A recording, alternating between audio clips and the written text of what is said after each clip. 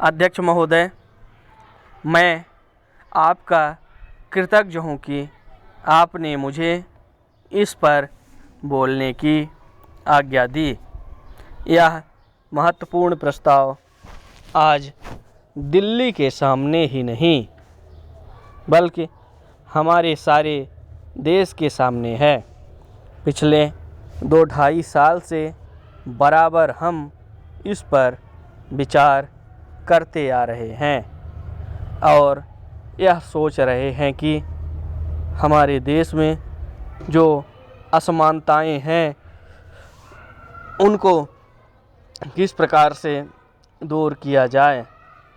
हमारे देश में करोड़ों जनता ऐसी है जिनको आराम से खाना नहीं मिलता, कपड़ा नहीं मिलता और जिनके पास रहने के लिए मकान नहीं है और जीवन की जो बुनियादी आवश्यकताएं हैं जो सबको मिलनी ही चाहिए वह नहीं मिलती हैं। ऐसे में लोगों को किस प्रकार से सहायता पहुंचाई जाए, यह प्रश्न आज हमारे सामने है।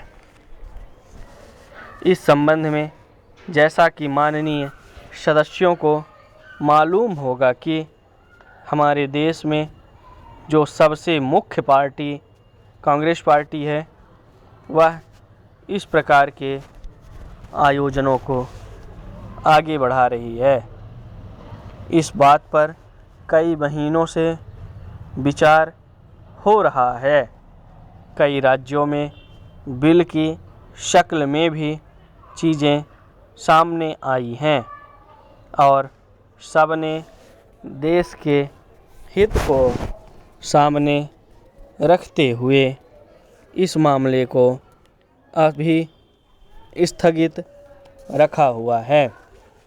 लेकिन सब लोग जानते हैं कि किसी भी देश में अगर सामाजिक न्याय की बुनियाद ना डाली जाए तो उस देश की आज़ादी पूरी नहीं मानी जाती है। ऐसी स्थिति में हम इस देश में एक बहुत बड़ा काम करने जा रहे हैं। हमारे देश में असमानता कम हो, जनता के अंदर संतोष बढ़े, उसकी गरीबी, बेकारी और बेरोजगारी दूर हो और ये चीज़ें जो हमारे सामने डरावनी शक्ल में मौजूद हैं उनको किस प्रकार से मिटाया जाए, यह सवाल आज हमारे देश के सामने सबसे बड़ा सवाल है।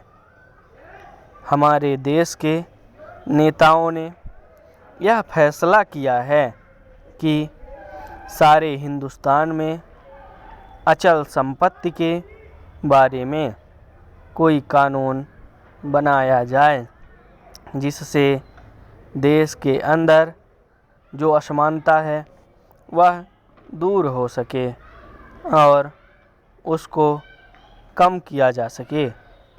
आज हमारे देश में असमानता एक भयानक रूप में खड़ी है।